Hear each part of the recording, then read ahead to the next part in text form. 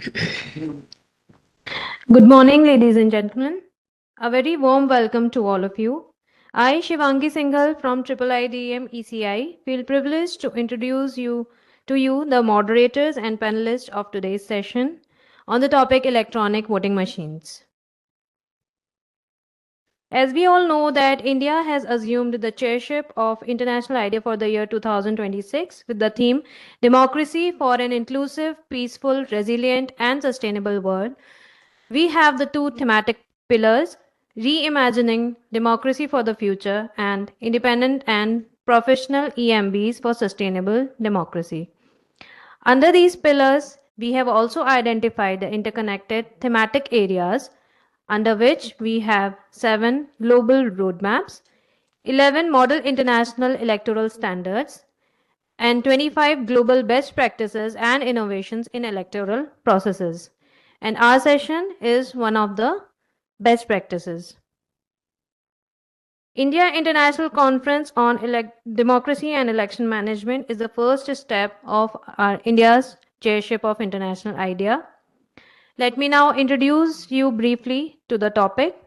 This session examines how electronic voting machines strengthen the accuracy, efficiency, and integrity of elections, especially in high turnout or logistically complex settings. It explains how EVMs reduce invalid ballots, limit human handling, speed up counting, and improve accessibility through clear interfaces and trained polling staff. Drawing on global experience, the session highlights the importance of strong administrative planning and visible safeguards such as secure storage, pre-poll testing, standardized procedures, and transparent verification measures including mock polls, audits, and paper-based or parallel checks to build public trust and protect electoral outcomes. Let me now introduce you our panelists. We have Mr. Swapnil M. Nayak, sir, CEO, Chandigarh. He is an IAS officer of the 2009 AGMAT cadre with over 2 decades of experience in public administration. During his career, he served as Deputy Commissioner of Mahendragarh and Rewari, overseeing district administration, development planning. We have Mr. H.E. Arthur G.B. Thomas, Chairman, Antigua and Barbuda Electoral Commission. Sir is a senior lawyer, diplomat, and electoral governance specialist with over 3 decades of experience. As chairman of ABEC, he provides strategic leadership for national elections, focusing on integrity, independence, and democratic legitimacy. He holds an LLB from the University of the West Indies and an MA in international taxation from Regent University, where he is also a PhD candidate in comparative politics, and international relations. His career spans constitutional law, corporate governance, and public administration. Internationally, he has represented Antigua and Barbuda, including as ambassador to the Czech Republic.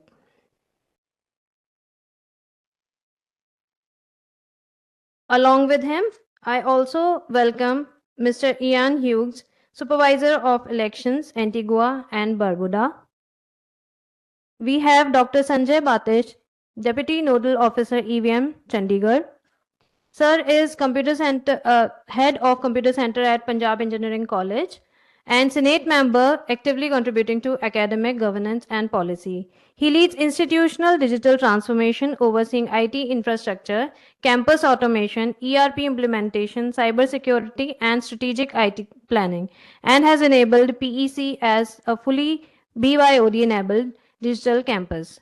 An academic in IoT and network communication, he has taught UG, PG, and PhD courses, guided 17 MTech theses, and supervises 2 PhD scholars. He has integrated AI, cybersecurity, and IoT into curricula and served as nodal officer for NIRF, AICTE, NBA, and AISHE. Nationally, he coordinated the TEQIP second and third project, served as EVM nodal officer, led DST projects, collaborated with CDAC Pune, and received the UT Chandigarh Commendation Award in 2024. We have with us Srinivas Rao, sir, national and international trainer on EVM VVPAT. Sir is an international and national master trainer on electronic voting machines and VVPATs. With over 3 decades of hands on experience in manufacturing, quality control, testing, and procedural training of voting technologies, he has led and contributed to capacity building programs and technical forums across Asia, Africa, America, and the Middle East, supporting election authorities in the effective and transparent use of EVM based systems. A member of Election Commission of India's working committees on EVM procedures, he has also successfully handled complex national and international legal cases related to EVM and VVPAT technologies. His experience includes leading teams for multiple national and presidential elections in Namibia and addressing election petition challenges at the Supreme Court level. We have with us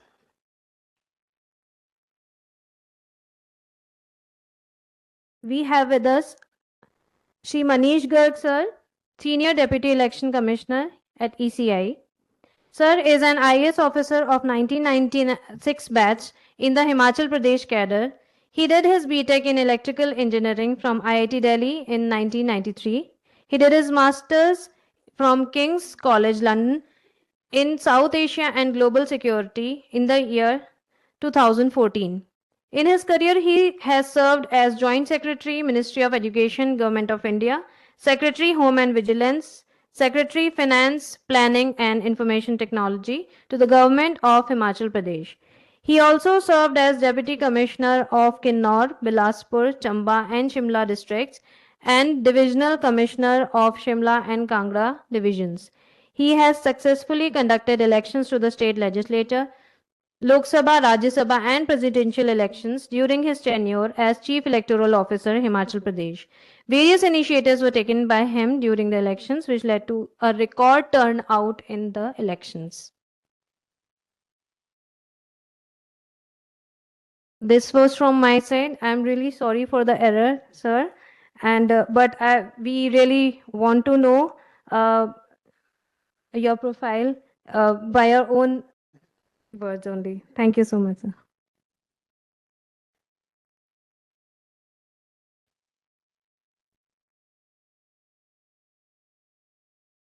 Uh, Very good morning to all who are present here today for this first session on the second day of IICDM. His Excellency Mr. Arthur Thomas, Mr. Hughes, Sir Manish Garg sir, Mr. Batish sir, and Mr. Rao. We have basically divided this session into. I will be taking the first part on the process on how it all started, how the EVMs began to be introduced, a bit on the SOPs involved, what are the advantages of the electronic voting machines. Then Mr. Batish and Mr. Rao will be taking us into the technical parts of the EVMs and the processes, the evaluation of the EVMs. His Excellency Mr. Thomas would just give his feedback on some suggestions about the use of EVMs. He'll be not making a full-fledged presentation, but he will be giving his inputs surely. With that, I think we'll start with this session. Yeah, actually, just to introduce myself, I am CEO Chandigarh, and I'm from the EGMU cadre 2009 batch, and I have served in Goa. Then I was in Delhi as PS2 minister, and then Arunachal Pradesh I have served 5.5 years. And now about 6 months I am in Chandigarh as CEO Chandigarh, and also holding other portfolios. I have worked in the election field in Goa for a long time. Also been observer for elections on 2-3 occasions, and that's a brief introduction about myself. And we'll start with the session. The EVM theme, as Shivani had already mentioned, it primarily strengthens the polling and counting stages of the electoral cycle, while indirectly reinforcing the pre-poll preparation and post-poll verification through procedural and technological safeguards. The stakeholders basically could identify is the Election Commission, which deals with the policy formulation, legal frameworks, overall supervision. There are the polling and election officers who actually do the on-ground execution of the operations. The voter is a central stakeholder and beneficiary also of the whole system. We will in the further slide see how it also helps in the voter also. Political parties and candidates, they are also one of the major stakeholders. They are fairness, transparency, and level playing field. The observers, the system of observers from of the ECI, they are the independent monitoring of the electoral processes. They also are involved in this whole process of EVM management. And manufacturers, we have Mr. Rao from BAL here. They are from the manufacturer side. So these are the basic stakeholders in the whole process. A few slides on the importance of EVM in modern electronics. We'll go into each one separately. From paper to precision, we would say this is the evolution of voting in India. We had a lot of challenges when we were using the paper ballots. Some we have mentioned invalid votes because of wrong marking, smudging due to improper folding. All these issues were leading to a large percentage of votes becoming invalid. Uh, there was a vulnerability to ballot stuffing. You used to hear incidents of booth capturing or ballot boxes being snatched away. And then there was the prolonged manual counting, which undermined efficiency and credibility sometimes. Also, it used to lead to tensions outside the counting halls. As time passed, the uh, situation could turn volatile outside. The introduction of EVMs has been a very detailed and long process. It is actually the first attempts were first piloted in the 1982 Kerala bypolls. And actual full nationwide rollout was achieved in 2004, which transformed the whole election conduct mechanism. Sorry. We also had the legal and procedural evaluation. We'll be having a slide on that also. And the innovation. Initially, we started with mechanical voting systems, then the electronic systems, and then the audit enabled digital voting, which is in other words, called as the VVPAT systems. This is a brief, actually, you can say a step-by-step evolution of this whole process of EVMs. It's the conceptualization started way back in 1979. The first prototypes were developed somewhere in 1980. The first pilot, as said, was introduced in 1982 in the Paravur Assembly constituency by-election in Kerala. Then there was judicial intervention in 1984. There was a direction that the use of EVM would require explicit legal backing, and elections conducted without statutory support could be declared as invalid. So again, there was a bit of slowing down in the whole process. Then 89 to 91 series of statutory enablements were made available to give it a legal backing as per the directions of Supreme Court. Then 98, 99, slowly the reintroduction started in phases all over India. And finally, in 2001, a nationwide policy decision was taken to fully replace paper ballots with EVMs. And the first 2004 Lok Sabha elections, EVMs were used in all parliamentary constituencies. I think that's the time when we actually managed to convince the people, the judiciary, everyone, and start with the process of introducing the EVMs. Then slowly further development, strengthening of procedures, and then again the new further development was in 2013, the introduction of the VVPAT. This is another machine which goes along with the EVM, the CU and BU, and this allows you to the voter to see that the vote where he has cast is he can see a slip in the machine, and then it drops down. So this again 2014 to 2017 there was a phased VVPAT expansion, and in 2019 the Lok Sabha election 100% EVMs were backed by VVPAT, and this was also mandated by the Supreme Court. This is just a graphic to just in short explain how EVM has affected overall. The we have a total voting population of 900 plus million, 1 plus million polling stations all over India. The geographic diversity, we have the hills, the rivers, mountainous areas, use of helicopters, food, every means possible is used so that the EVMs reach right up to the very close to where the population is available. I was in Arunachal Pradesh in the 2024 election. Uh, we used a lot of helicopters, sorties. Plus, there was a booth where only one single member was there, but the whole team used to walk 2 days after a helicopter drop, and then 2 days of walk. And then they used to cast that vote, single vote, but we used to have 100% voting. So that was how it was.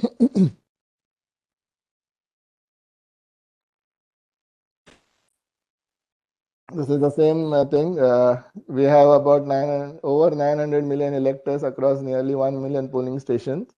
The speed, security, and scalability. This is one of the important factors which has come out of the use of EVMs.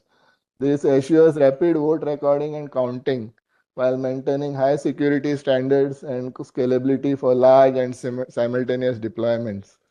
Then election management also is simplified by the use of EVMs. The planning, logistics, monitoring across multiple polling phases by standardizing of procedures and reducing manual dependencies. And it's a consistent experience. The EVMs provide a uniform, easy to use voter interface nationwide, ensuring consistency irrespective of region, language, or constituency. How the accuracy has been improved through the use of EVMs. As I said initially, there used to be a lot of invalid votes because of loss of votes, because of wrong marking or other things. Now, this machine has a built in logic and enforces a single valid vote per elector. This eliminates overvoting, invalid inputs. That's very good advantage. The error-free counting. Earlier, used to make those bundles of 25 voters and then keep them side and then used to count. There was a lot of time confusion. Sometimes the votes were marked in some other candidate's name. The whole 25 lot would go in some other candidate's name. And there used to be a lot of heated arguments and discussions. So that has now been eliminated with the use of EVMs. The vote integrity. The system design prevents the vote duplication, alteration, or overwriting once it is recorded. Data security. This is us being the EVM machines are standalone machines, non-networked architecture. So the data integrity is preserved and there is no external access or remote interference possible in the machines. I think EVM demo is already set up. I think in the room number 4, room number 6, I think. And I think all the international delegations are also slotted for visit. So you'll see the whole system there, how it works actually. Efficiency of scale, how it has brought in efficiency, it has reduced the voter fatigue. The process time required for casting a vote in the EVM is much less than the older systems. So lines at the center, the voter waiting in a line, that has reduced. Then the controlled voting pace, there is, as I said, once the unit is activated, once the one vote is cast, the machine shuts down, then you have to be reactivated. So again, that controls the voting pace. Optimized deployment of manpower, it has helped in that. Rapid post-poll consolidation, result consolidation is faster. As I was mentioning also about EVMs and India's geographic diversity, I just mentioned. Uh, the machines are in their own separate, nicely packed boxes. They can be connected easily at the center. So carrying them across in all modes of transport, like in boats or manually or on elephant back, helicopters, or any mode of transport, they can be easily taken across. They are durable also, they do not easily get damaged or spoiled. So that's an advantage. Flexibly logistics, that's what power independence. The battery operated, they are all battery operated design. You can have uninterrupted polling in locations without access to electricity. That was also there. Then most inaccessible areas, just as I mentioned about Arunachal Pradesh, how we used to do that. Field experience, the EVMs versus manual counting pressures, elimination of delays, manual counting, that has been the very in fact, the other day I was just discussing with His Excellency from Antigua. They have a very small population. They say they take about 12 hours for the counting to get over. But their experience is that the modern generation even is not ready to wait for the 12 hours. They say we want the result on the same day. After the after the polling is over, we want the result. So they are also interested in taking the EVMs, though they have a very small population. So I think that is a very something positive which we can take from the experience of India.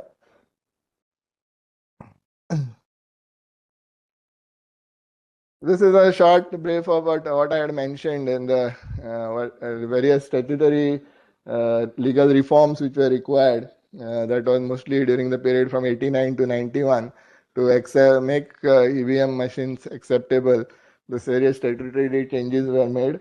There were amendments made to the conduct of election rules of 1961. There were formal amendments explicitly authorizing the use of EVMs. Then there was judicial validation in the 2003 judgment of Supreme Court, which upheld the constitutional validity of EVMs. Then auditability mandate, as I mentioned, there were some doubts being created whether the my vote is going to the same person whom I am voting on the machine. So that was eliminated by the introduction of VVPATs in 2013. And the ongoing legal refinements, there are various new things also coming, new statutes, new additions as per the requirements. Any issues come up, then they are taken up. These are some of the democratic outcomes which are enabled by EVMs. We'll go into, as I had already mentioned, elimination of vote loss. This is a major advantage. Major democratic gain with the accurate capture and counting of every vote. There is no loss of votes. There's actual equal vote value. Each elector's vote carries the same weight with no dilution due to manual errors or invalid markings. Then voter empowerment, simple error-free voting, particularly benefits the marginalized, elderly, first-time voters by reducing procedural barriers. Accuracy in actions, how it has helped the improving the accuracy. One is the instant confirmation. They get the beep sound. There is a LED which lights up, which confirms that the voting has happened. The storage, once the vote is cast, no manipulation can be done. Voter verification, the VVPAT, as I mentioned. The system integrity, it's a temper-resistant machine logic combined with physical sealing procedure. I think Mr. Batish and Mr. Rao will take us further into all the technical details. Fact is the reduction of human error in the whole election management process, elimination of manual interpretation like earlier, for which person this vote has gone used to be a long debate sometimes.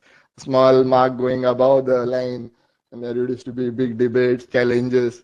All that is eliminated. Uniform counting accuracy, protection against manipulation again, lower dispute. Again, this which I mentioned about speed, immediate result visibility, stakeholder confidence. operational relief, credible transparency. These are some of the uh, how we have adapted for ensuring accessibility and inclusion. This is a literacy neutral interface.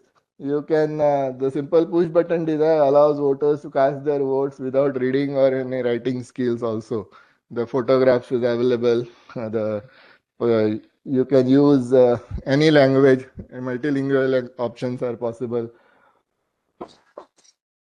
Symbol based recognition, candidate symbols, then single clear action, one button press, and the vote is cast.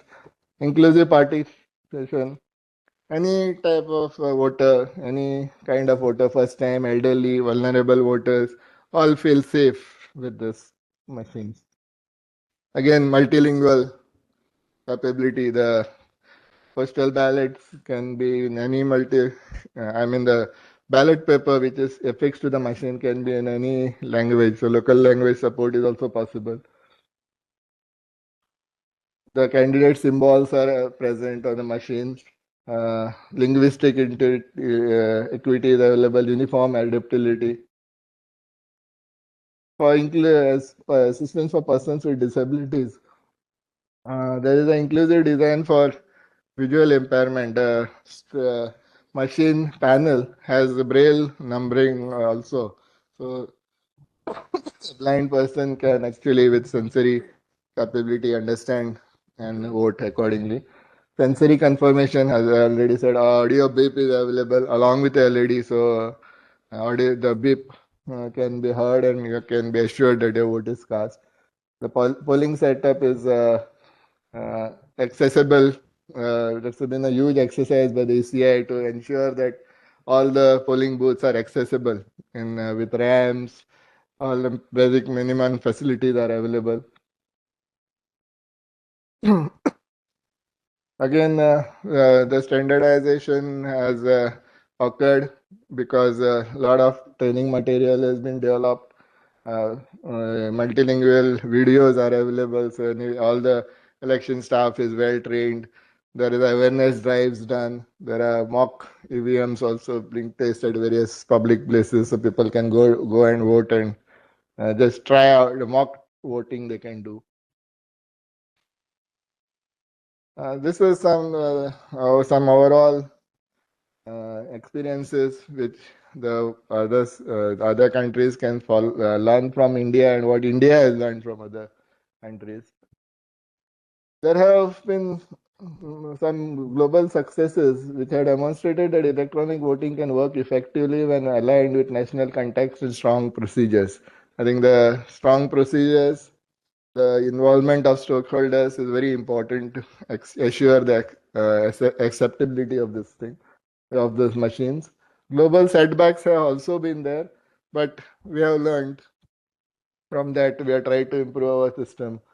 Lack of transparency, auditability, and public trust can undermine overall voting. So I think VVPAT was one learning which we adopted from the experiences of some countries and from our judicial pronouncement also. International experience shows that simplicity of design, I think that's what I've been harping on.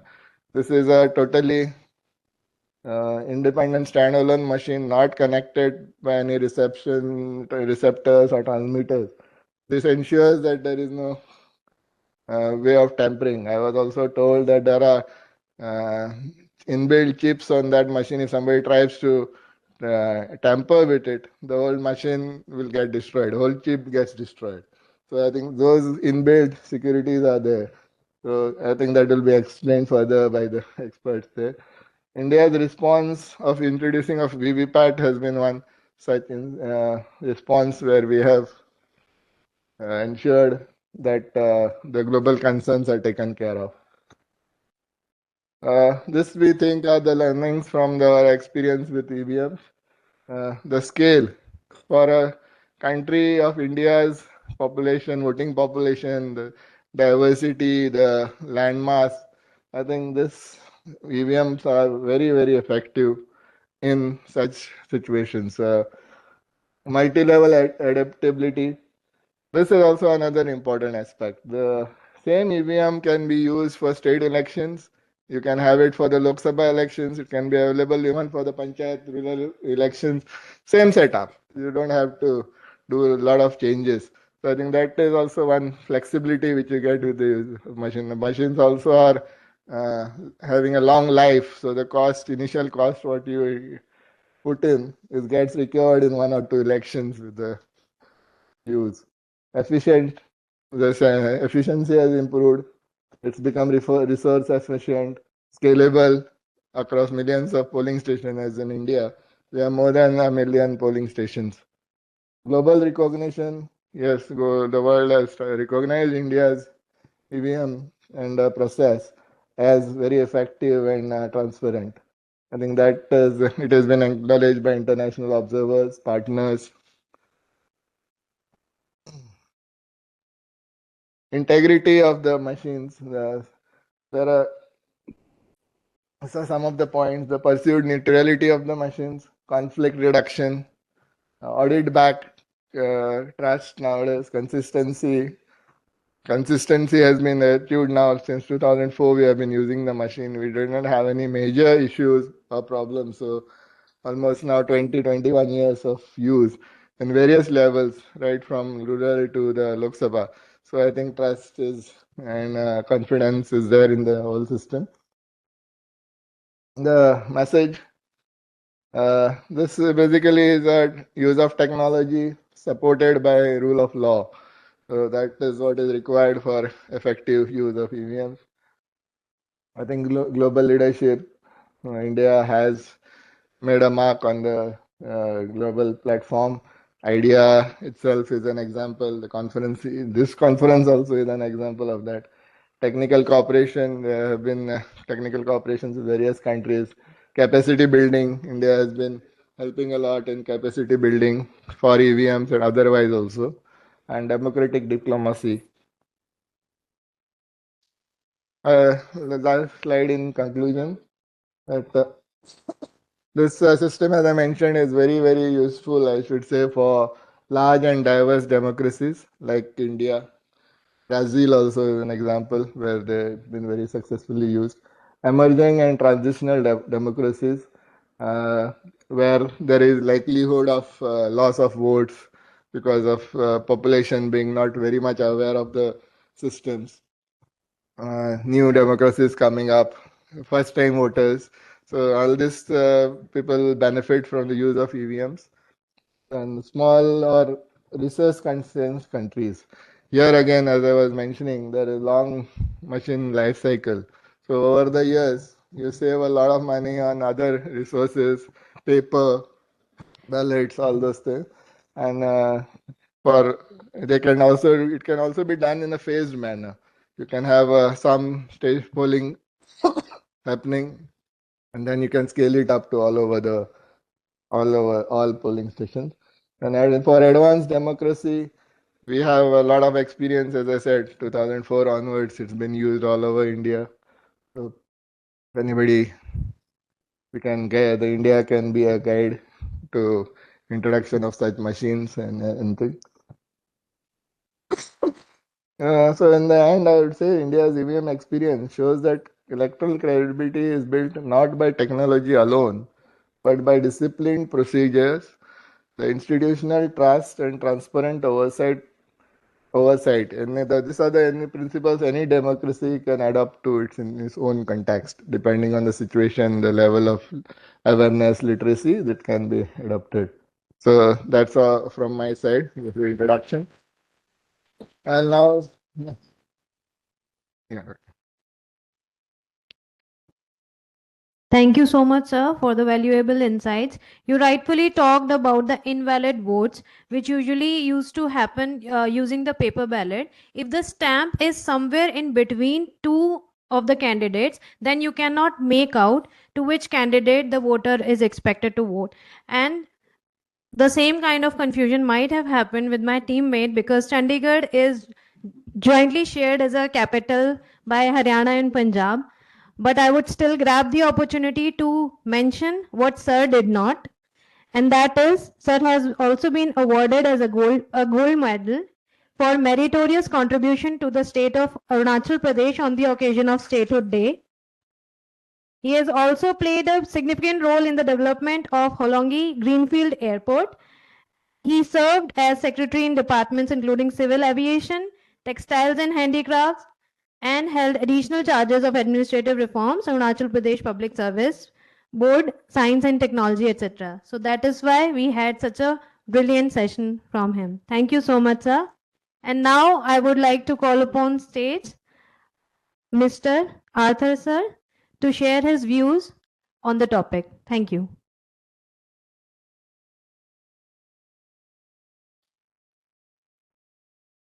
Morning. And thank you for that introduction, Madam Chair. I'm delighted to be here this morning to just share on this topic, which was so ably introduced by Mr. Knight.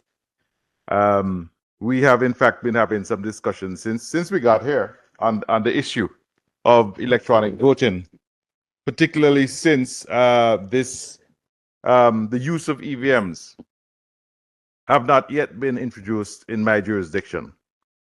In fact, I attended a conference in Guatemala only last month. This was the CTEC conference. CTEC standing for the Conference on Electoral Technology and Cybersecurity, which is an annual conference which is held in South America and covers Latin America and the Caribbean in terms of electoral commissions and management bodies. And at that conference, our interest was piqued in terms of the adoption of technology. As it stands, we apply technology to our processes, but only insofar as identification of voters. So we have a very extensive voter identification process and a voter card issuance process, which is handled by an entity out of Toronto, Canada, called the Canadian Canadian Banknote. And so all of our voters on the register are all verified and their biometric information taken. However, we think that it is important at this stage to move to the next level in terms of adopting technology. And what we thought of doing was to first enter the stage, the technology stage, with the automated verification process. Meaning that voters, currently what exists is that you present your card, your voter ID card. There would be a physical verification process by virtue of between the polling clerk and the voter. But what we wanted to do now was for more accuracy, to be able to identify with the thumbprint the images of the voter pops up on the screen, and then he proceeds to vote. So that's the first step that we thought we would take. And then additionally, because of the what we consider to be a lengthy process in the counting, because it's all done manually, I know the opinion is not necessarily shared by some of the our colleagues on this side, because we say that 12 to 15 hours is a long time. You say that is really not. But we think it is. And so we looked at the whole process of the electronic counting of ballots by virtue of the voter doing the manual voting by ballot, sticking it into a machine, and then at the end of at the close of the poll, the votes will be automatically tabulated. But at the same time, for the purposes of trust, there is this secondary or backup requirement of counting the ballots by hand, perhaps on the day following the election. However, having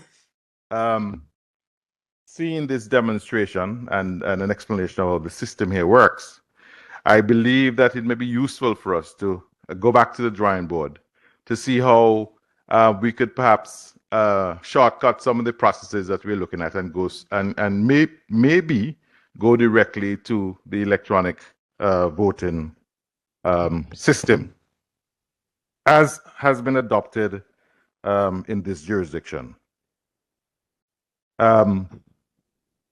Now, the advantages as I see them, and from hearing the presentation this morning, is that the EVMs would enable a rapid tabulation of results, will reduce extended counting periods, and in so doing, will help stabilize the post-election environment. And that is precisely the matters which we would want to address.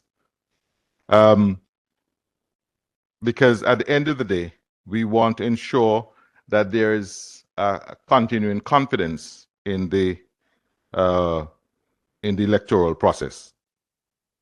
And it would seem to me, based on Swapnil's explanation as well, that the EVMs would standardize the vote count procedure, reduce the discretion at the polling station level, and protect the electoral officials from allegations of bias or of interference.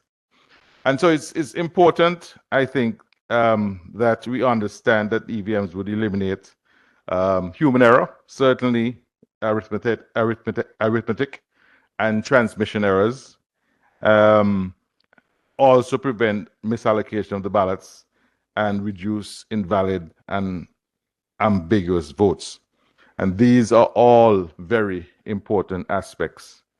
In the Caribbean, we have an aging population. We have varying literacy levels, and we have voters with disabilities in very much the same way as I believe it operates in India.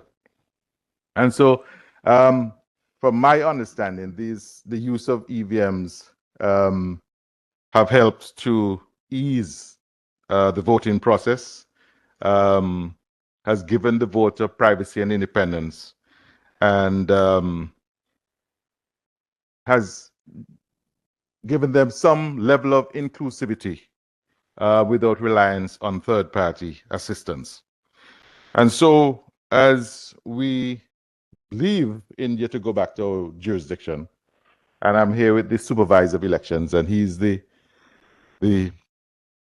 person who's in charge of implementation. I think that we will seriously look at building the use of EVMs into our ongoing strategy. I think at the end of the day, what we need to pay close attention to is that although we are looking keenly at electronic voting, I think what we need to be always aware of is how we, as an electoral commission, continue to maintain the trust of the electorate. I think trust is important, and you did mention it. Trust is perhaps more important than technology, but I think the combination of both is really what we're going to seek to achieve. Thank you.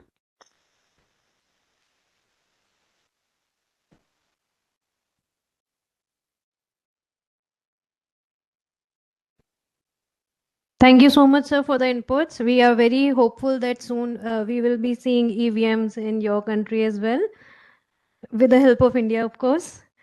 Thank you so much, sir.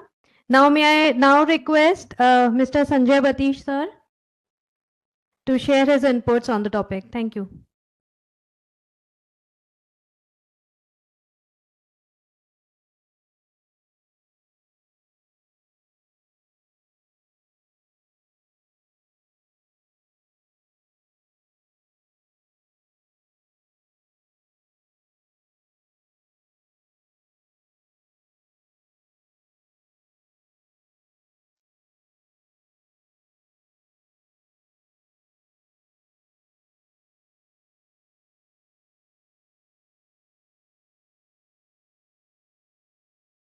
Thank you very much, ma'am, for inviting here.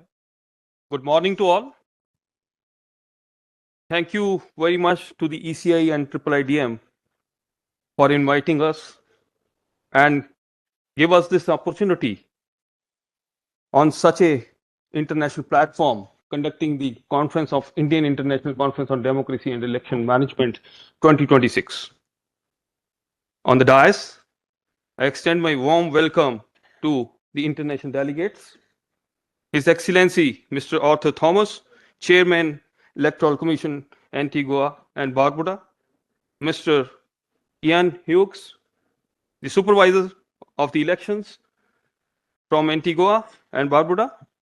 I also warmly welcome Honorable Shri Manish Gargji, Senior DEC ECI, Honorable Shri Swapnil Nayakji, the CEO UT Chandigarh, Shri Srinivas Rao, the Speaker from the Bell. I welcome Ma'am Parmila, the Senior Official from the Bell, the Senior Delegates, Senior Officials from other states, from UT, the participants, media, ladies and gentlemen.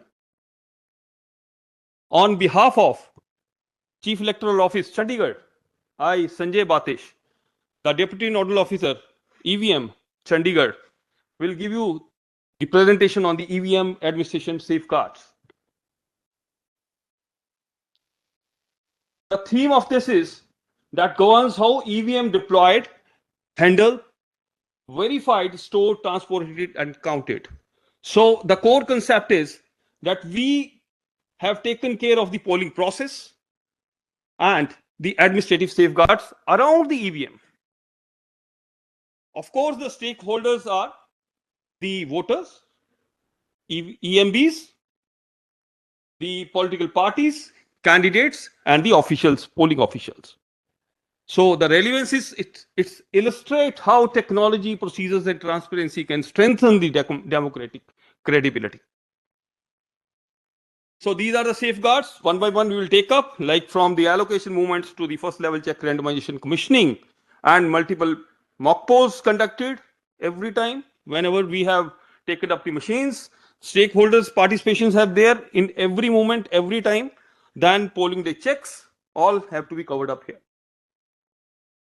So during the allocation, very clearly defined, whenever we want to conduct a training for the staff, or whenever we want to check the machines, like first level check, or do something else for preparation of the election, or any movement from the one room or one location to the another location, or if there is any movement, we invited the political parties, informed in advance about the opening and closing or the stocking of the machines or sealing of the warehouse to the strong rooms.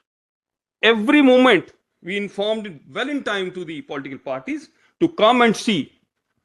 So we do checks, everything in front of them. Everything, every moment is to be escorted under the police personnel. We do surveillance, we do videography, everything should be recorded, and every record has to be given to the political parties. That's what we have done so far in front of them. So this is all what the allocation of the machines to the constituencies or the movement for the trainings or for the checkings, we do all checks. Before the election, we do FLC. That is the first level check of the machine. We invited the government officials, industry, PU, the government agencies are there. One is BAL, the other one is the ECIL. We invited the engineers from the industry, government industry. The engineers will come there, they will check the whole units, the CU, the BU, and the VVPAT. They check thoroughly, verified each and everything. That is the first level check. Before starting of the election, we do all this process. In this process, we invited the political parties, the stakeholders, to come and check. So, under the full security, we opened the warehouse, we taken out the machines, we do the checks. They all engineers will conduct the checks, verified, take it a stamp that these machines are okay, pasted a sticker over there in some color like green, right? So that is kept for the readiness of the election. The other machines, which are non-functional, we used to call non-functional machines, we will kept in isolation and send back to the factories. So the machines which are okay in front of the stakeholders can be kept and digitally recorded in our software. The software is EMS, which was launched in 2024, before the Lok Sabha election. This software will take care of the each and every unit of the machine. Every machine has a unique number with a barcode that can be scanned and can be taken out in the EMS.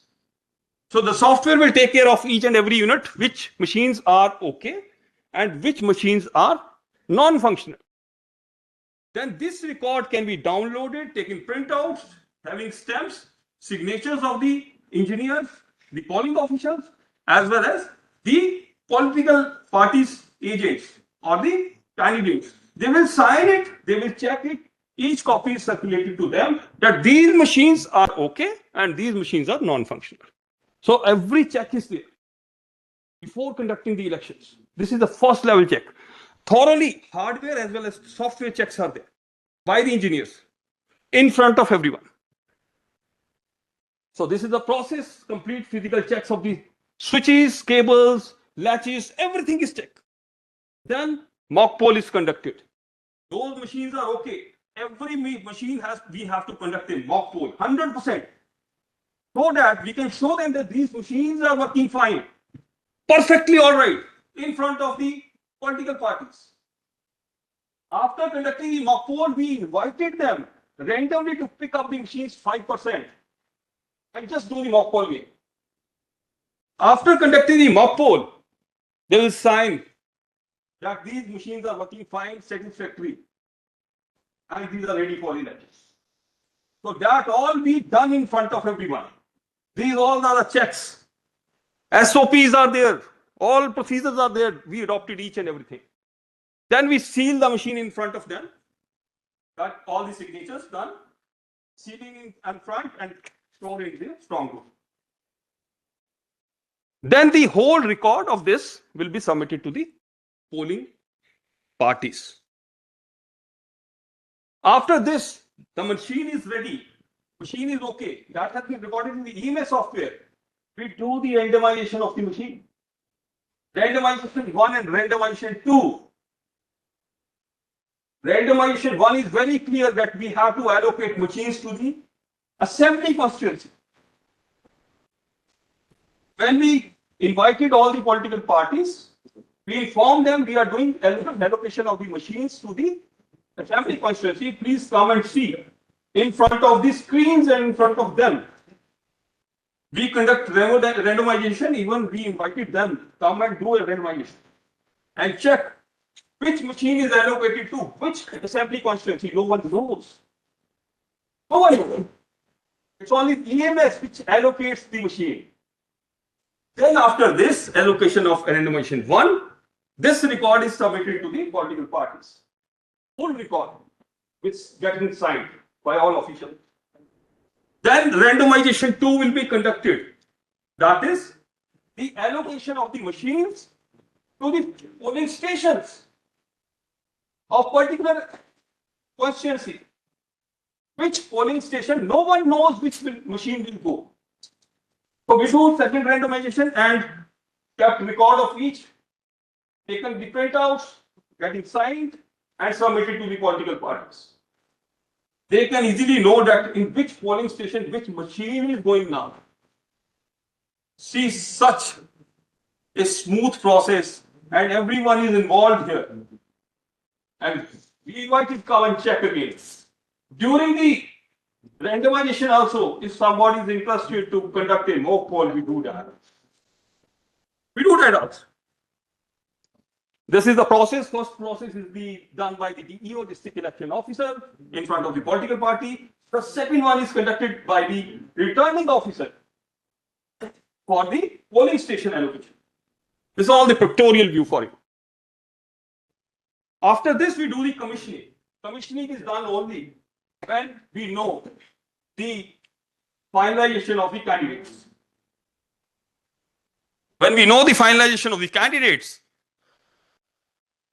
That candidates, how many candidates are there in one constituency? We've taken out the printout of the ballot paper along with their names, the symbol, party symbol, and the name of the party. These ballot paper are to be inserted into the ballot unit in front of the political party. We invited them to come and check your ballot. Then we do symbol loading. That is to be done by the symbol loading machine, SLU, symbol loading unit. That is to be done in front of the screen, in front of the cameras, in front of the political parties. The company engineers will do the symbol loading on the VVPAT, that is voter verified paper audit trail. That shows the numbers, the symbols, on which number, which unit this is there in the slips. So everything is done in front of them. After conducting this, symbol loading done, then we set this candidate in the control unit. Number of candidates. Say for example, there are 15 candidates are there in one constituency. We show them, we set the 15 number of candidates in the control unit. We set the candidate, then we seal the machine permanently for starting the election, for conducting the election. That is the beauty of this. We seal the candidate set in the control unit in the commissioning time, and that cannot be opened up after that. Permanently sealed. Signature by all. Involved by all stakeholders. That whole process is to be done in front of the CCTV surveillance, whole security arrangements, and in front of everyone. And in commissioning itself, we do mock poll. We conduct mock poll, and we conduct 5% mock polls for 1,000 machines. That is 2%, 1%, and 2%. Like this. 1,000 machines, 1,000 votes, 500 votes, and 250 votes. Like this. I'm just giving you an example. That we thoroughly check these machines, that whether these machines are working fine for 1,000 votes or 1,200 votes. So we show them to the political parties that please come and check and ensure, do everything. So it is very mandatory for in the SOPs written that we have to conduct a multiple mock polls. We conduct mock poll during testing time, during training awareness camp. We conduct a training awareness for the polling staff for 15 to 20 days, regularly, 3 to 4 times. And there are so much accuracies there, they learned like anything. Very simple machine. During the poll, nobody can get confused. We invited them, come and do the training purpose. Do training here.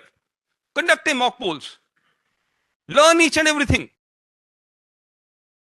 Error-free machines. No error is there. Nothing is there.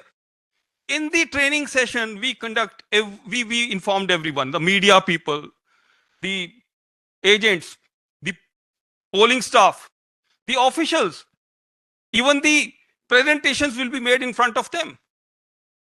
Whole process is very clear, and very clear they have to certify that they are satisfied with this all training sessions. They submitted to us the record, and after this we conduct exam, ensure them that they are ready for the election. We conduct exam at the end and give them a marks and certificate. So in presence of all, we conduct this mock polls, multiple mock polls conducted. The best part is, before starting the election, we conduct a mock poll. Before starting the election, we again conduct a mock poll, testing these machines again, whether these machines are okay or not. And all the agents, political agents, will be invited there in the morning, early morning. Inform them, come and see whether these machines are okay or not. As per the guidelines, 50 votes are there. We have to do mock poll for 50 votes. So we show them the results that these machines are okay, get it signed from the political agents, political parties, seal the machines immediately in front of them, clear all the data, and ready for the election. Very clearly defined SOPs. It's a process. And every officials enjoy that process. That is a very simple process. Show them everything. Of course, sir has already told stakeholder participation, invited everyone during the opening, during the closing, or during any moment. Stakeholders' involvement is 100%. It is 100%. And we take care of each and every things about the agents, the candidates, so that we can conduct the election very smoothly. So this is all, everything is done in front of the stakeholders' participations, that is candidate setting, symbol loading, which I already informed you that even in the counting process, before starting the process of the counting, we invited every agent to sit and just check the process of the election. So during the poll day checks, the presence of the polling agents are there. Frequent visitors of the observers, the officials, senior officials from the ECI, under the surveillance and under this Central Armed Forces, the micro observers are there. Every 2 hours, we have to send this information to the head office that how many votes have been casted. I'll not get into the technical sessions. My friend Srinivas Raoji will tell you technically how this machine works. So it's very, very simple. Every 2 hours we have to set, only press the button of total. It will show you how many votes have been casted.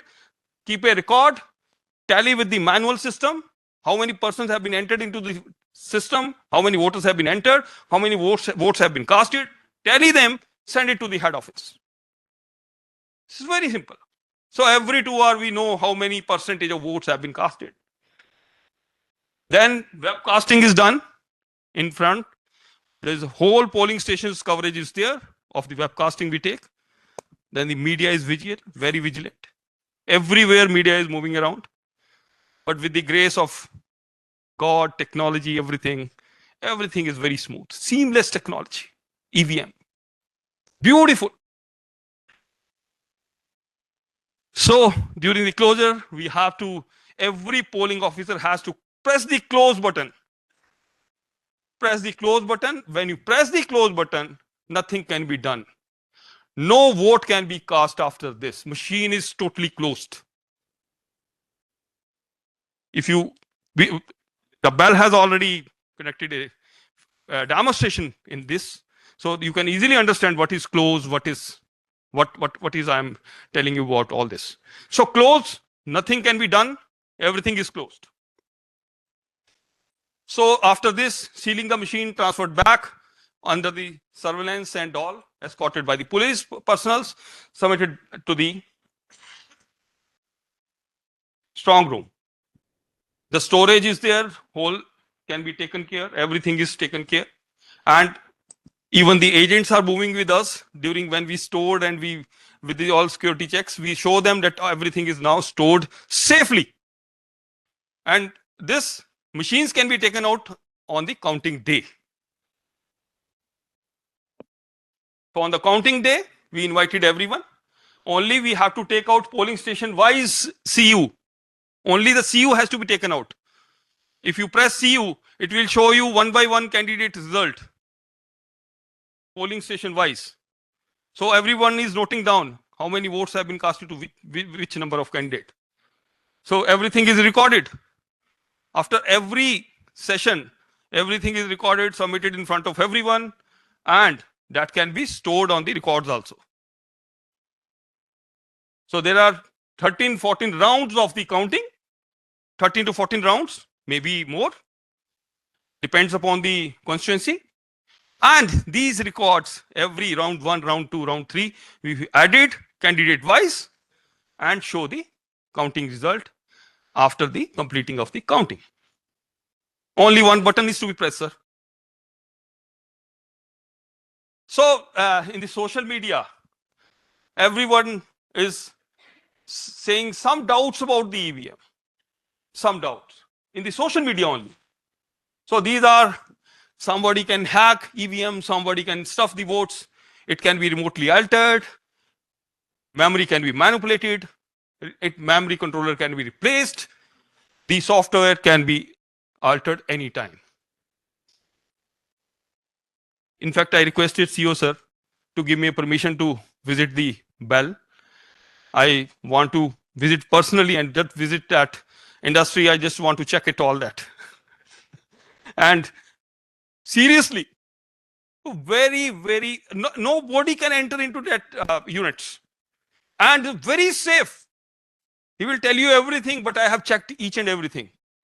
Machine is a one-time programmable chip is there, only one-time programmable, very clearly defined. Nobody can enter, nobody can do anything else, nobody can temper anything else. Now talk. Right, sir. Okay, sir. Physically. Yes, sir. Yes, sir. Right, sir. Right, sir. Okay, sir. Right, sir. So talking about the hacking, hacking can only be possible if there is an internet facility. You heard about hacking? Hacking can be done only if you have an internet. There is no port available in the, there is no port available in the CU. No USB, no Bluetooth, no Wi-Fi, no infrared. Nothing, no communication port.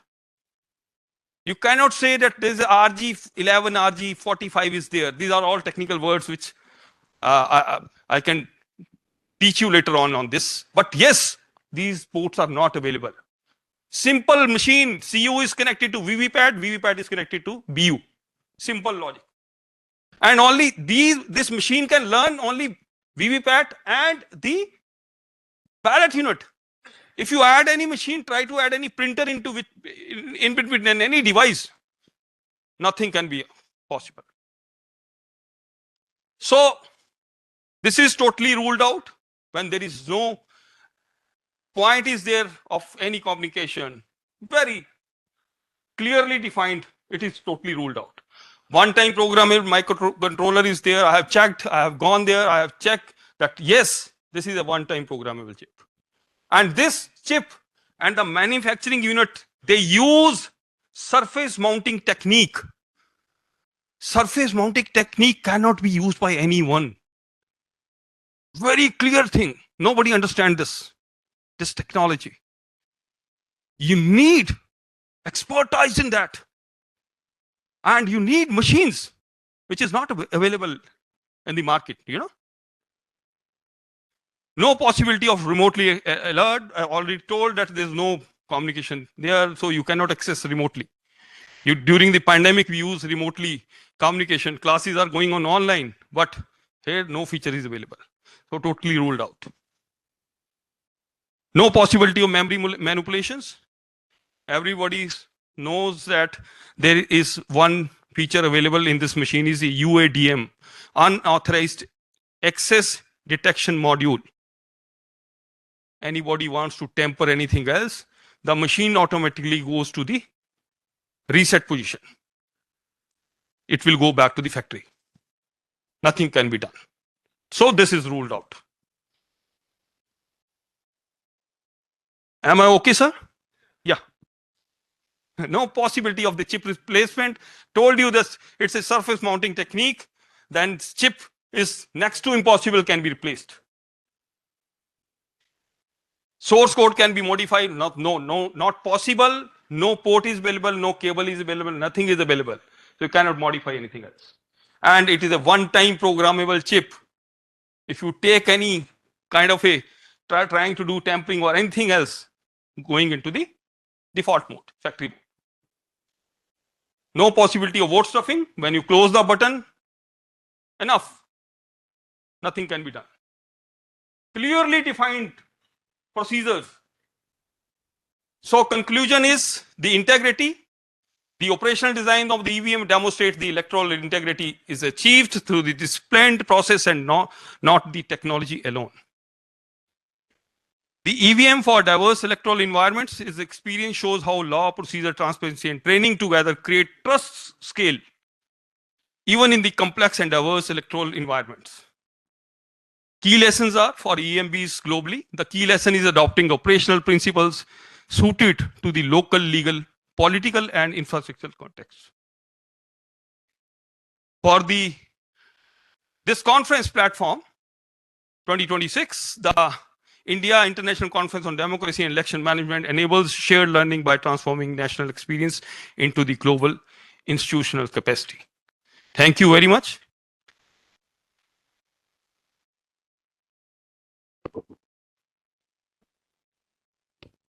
Thank you so much, sir, for such a detailed overview about the EVMs. May I now request Srinivas Rao, sir, to please share your inputs on the topic. Thank you.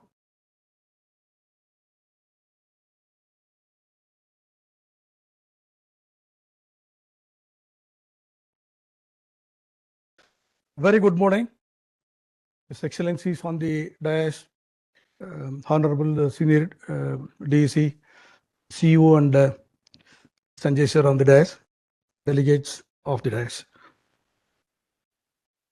I just now left, I was sitting and hearing both CEO sir and Sanjay. They said everything will be technically covered by Srinivas Rao from Bharat Electronics. And everything is revealed already. And I was thinking what else can be told on EVM. Only 2 points are left. And before that, on that 2 points also, Sanjay made sure that I say yes to whatever he has said. The second one is when I came here, CEO sir said, just finish in another 2-3 minutes. So I'll cut short in a very short period. I'll speak only on the how it is manufactured in a secured way.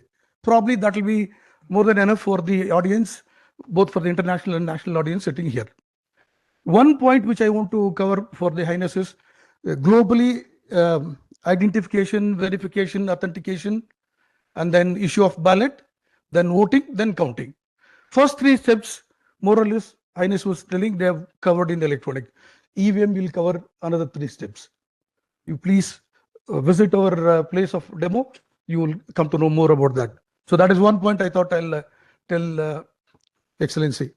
The second point, if I just go through my slides very quickly. Some display. Yes, please. This is, if I read out now again, it is all national trainers and nodal officers. The only thing I want to tell you, it consists of 3. The control unit is with the polling officer who control entire elections. So control unit is one thing which control entire process of election. Ballot unit is with the voters for making his choice. The latest introduction is VVPAT, where the voter himself verifies his choice. As simple as that. Next slide, please. Same thing it is. It activates for every voter. Only then the voter can make a choice. Okay. So it records the results in a secured way. I will not go in detail on that. I'll probably cover very quickly onto that. Next slide, please.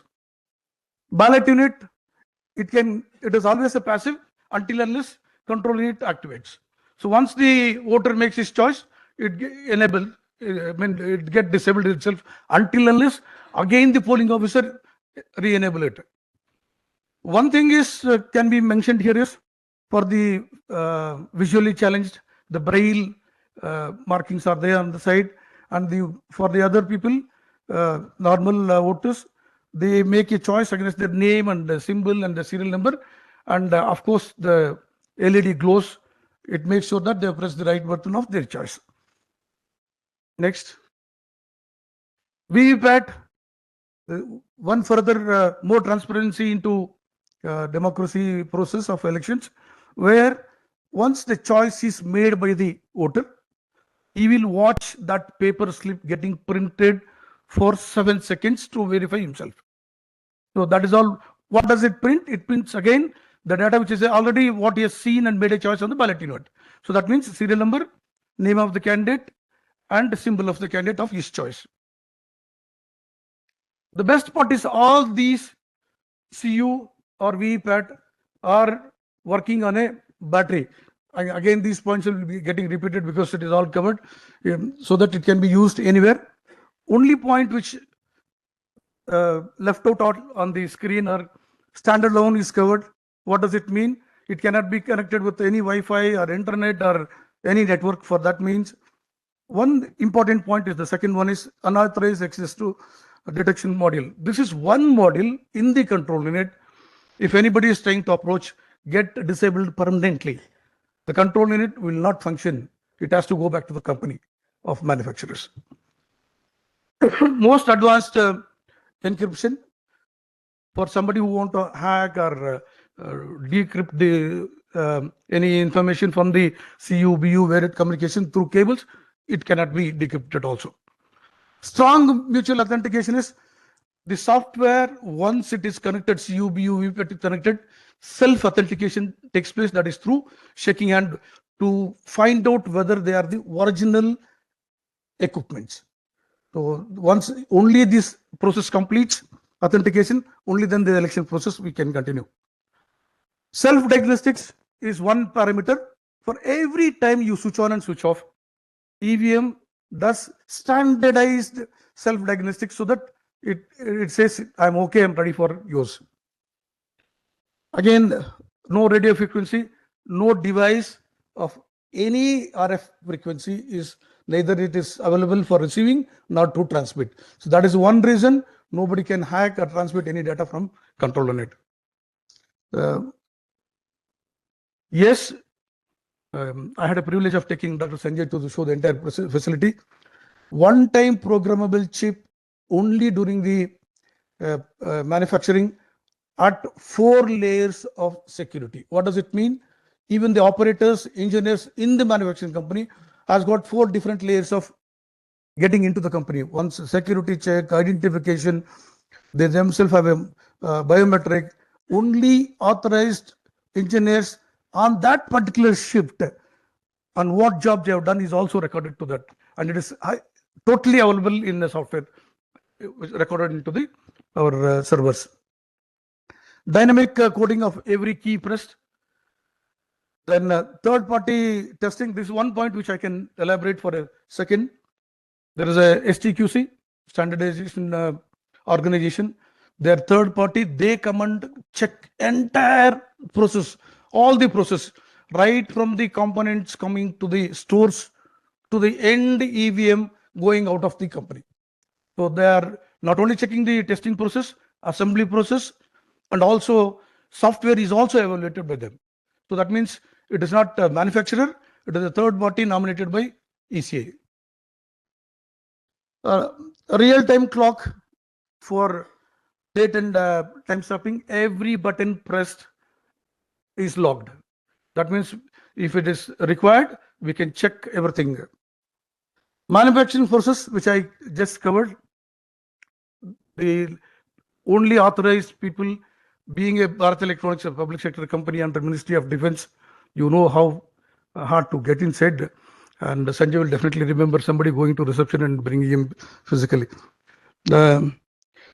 So coming down to the recording of logic, very briefly, only control unit activates the ballot unit and VVPAT. That means it is a single location, all the secure data is available. Single press is what, the moment you made your choice, your other activities of in the ballot unit and VVPAT is already closed. Vote confirmation is through your, one is watching LED, you will also hear beep, and you also see the VVPAT slip getting printed. Automatic locking is something which, what I again told, the moment you have voted your choice, it locked until unless for the next voter it is enabled. VVPAT, I will not cover it again. It prints for 7 seconds and they can see it. Error prevention is, this is one of the point which is covered by CEOs, or again for the stuffing or the very quick process of handling the buttons. Battery operated only to take care of any remote places, like one CEO sir is mentioning, where for one voter for 2 days you go. So that is where the battery operated is. Now the important point, secure of the entire data, it is on non-volatile memory. Even if you remove the battery, the data remains same condition. Once you put back the battery, you can retrieve the same data again. Post-poll data, for just for a second, even they are also very quick to review. Polling data is also safe in the control unit till the day of counting. Data integrity, the votes recorded in the control unit will be only displayed on the only control unit. It cannot be transferred to any other, again, network or device again. Shall I go to now slide? Yeah. They store it constituency wise. This is one point actually may not be from the manufacturing point of view, but is the procedural point of view. They are all stored constituency wise or the polling station wise. During polling time, the candidate wise data will not be available for seeing. They can see only the total number of votes, where they can press the total and they can see. The candidate wise data is only available only after you close the poll, then you go for the counting or the result. That is authorized counting time only. Local result display is exclusively only on control unit display, period, closed.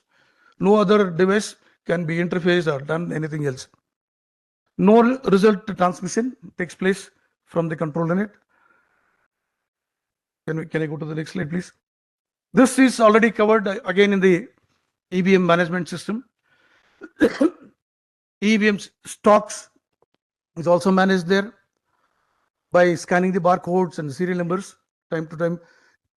Each time the EVMs traveling to the one warehouse to the other warehouse, which warehouse it is there is also tracked. FLC is one point which is also covered. What does in FLC in a quick? For every election, before elections, we as a manufacturers, we certify these machines are okay. During that checking, if we find any defective machines, they are also recorded separately in the same software in EMS. All OK machines captured and handed over to the district level officers. Randomization, sir spoke. EVM sent for repair to the factory for the manufacturer is captured in the EMS. If there are EVMs under election petition, they are also captured under separate category. So that means it is overall all the activities of EVM movement from the production to the last day of counting and FLC and everything is covered in EMS software. Can I have? I kept one slide for the Indian delegation. If they can put that slide, it covers everything for the Indian delegation. Rather than all my slides, I hope it will be on up. Can it use that? Yeah, it's a one simple slide. We make your choice secure. All secure information activities are there in control net. It satisfies the voter to make his choice safe in the ballot unit. He satisfies by seeing what is his choice. Is it correct? For delegation who is sitting as a nodal officer, this slide should cover everything. Absolutely. Thank you very much. A wonderful getting an opportunity to speak to you.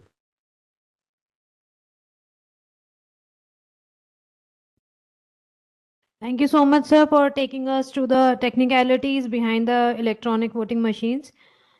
May I now request Honorable Manish Garg, sir, to please share your inputs and enlighten us. Thank you.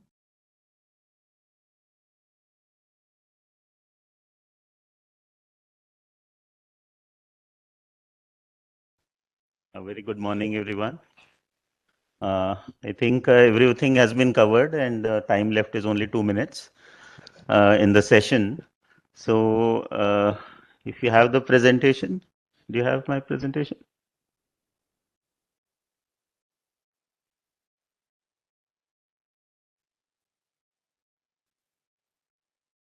Or we can skip the presentation. Of course, I would like to have shown you the actual EVM and the various parts of the EVM as well. Rest everything I think is already covered. I had sent to CEO Chandigarh. Link.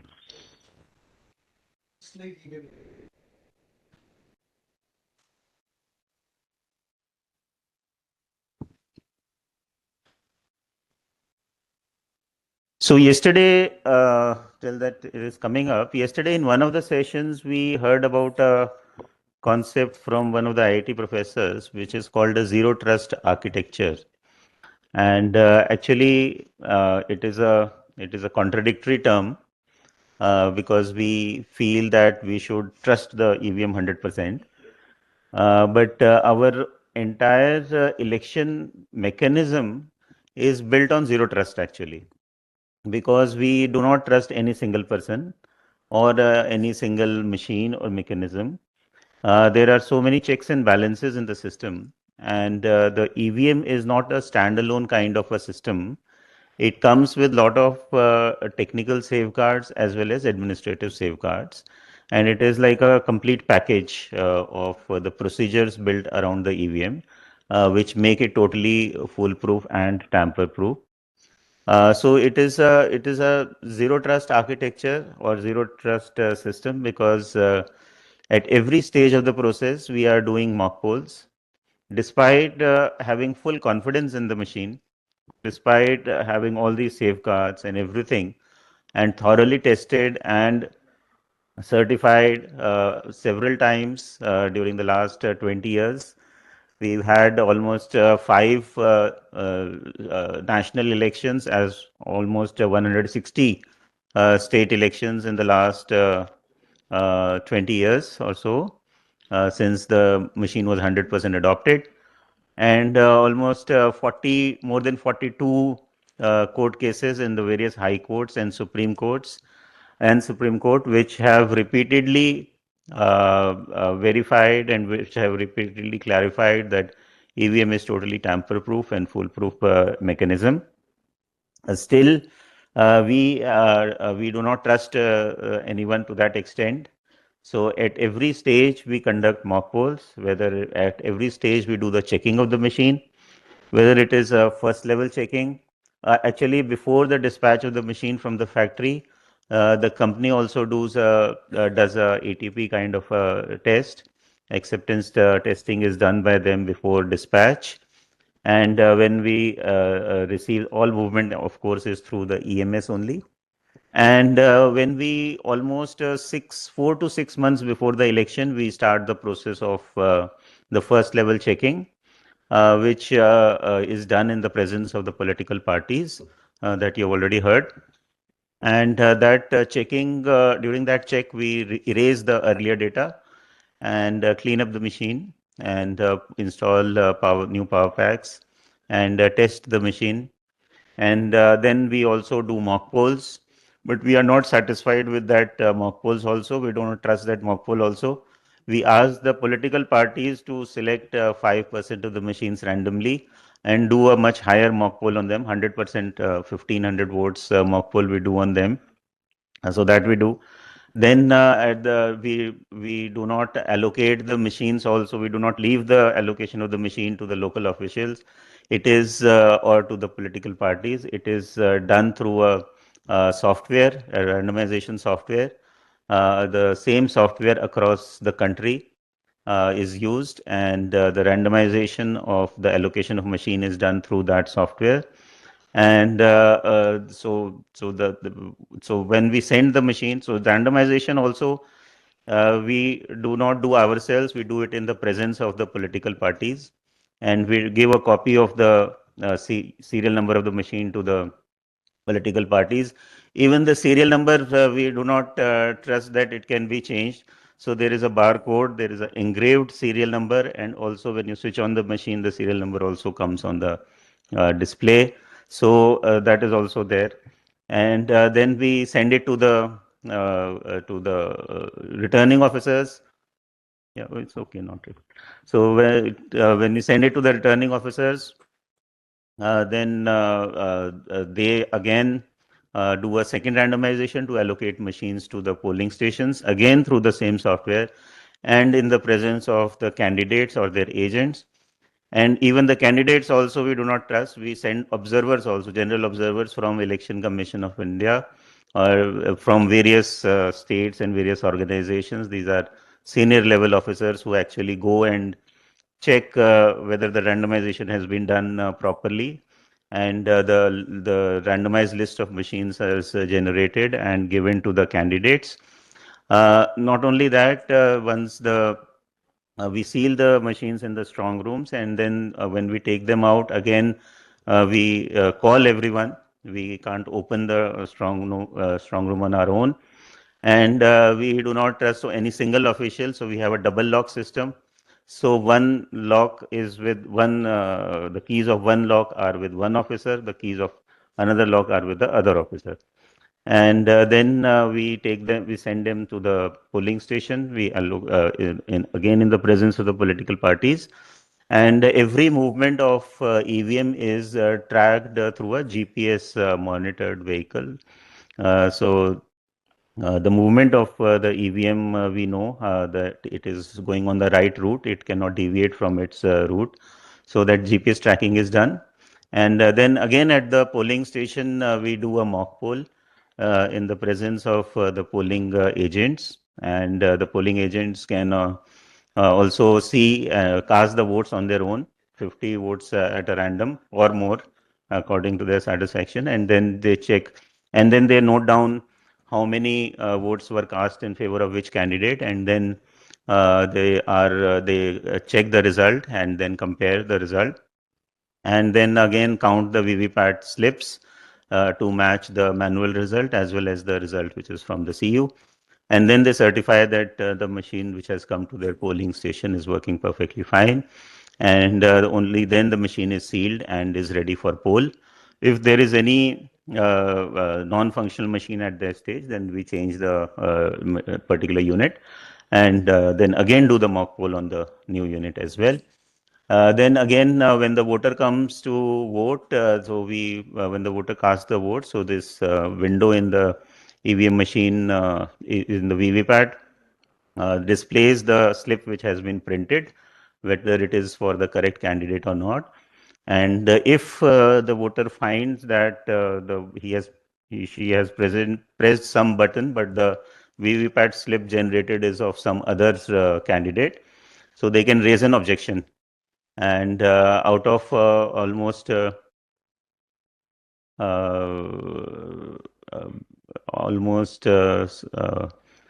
you can say some 1,000 crore votes must have been cast around the machines, and only some 41 times someone has raised an objection.